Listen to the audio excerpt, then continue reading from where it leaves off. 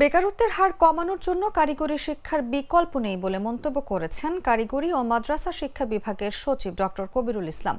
বলেন, আগামীর বিশ্ব হচ্ছে কারিগরি ও প্রযুক্তির। শুক্রবার কুমিল্লা শিল্পকলা একাডেমিতে অনুষ্ঠিত এক সেমিনারে তিনি এসব কথা বলেন।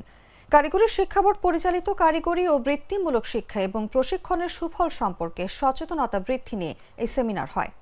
টেকনিক্যাল স্কুল অ্যান্ড কলেজ প্রতিটা উপজেলায় সরকারিভাবে একটি করে হবে।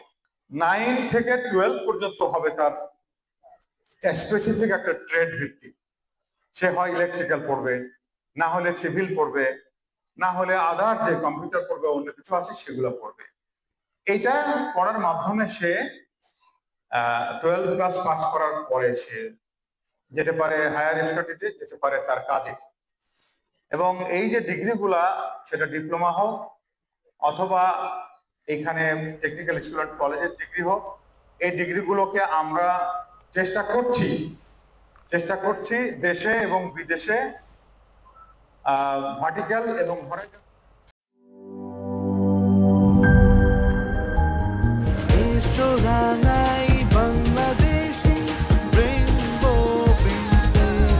রেইনবো পেইন্টস, ছড়াও জীবনের রং।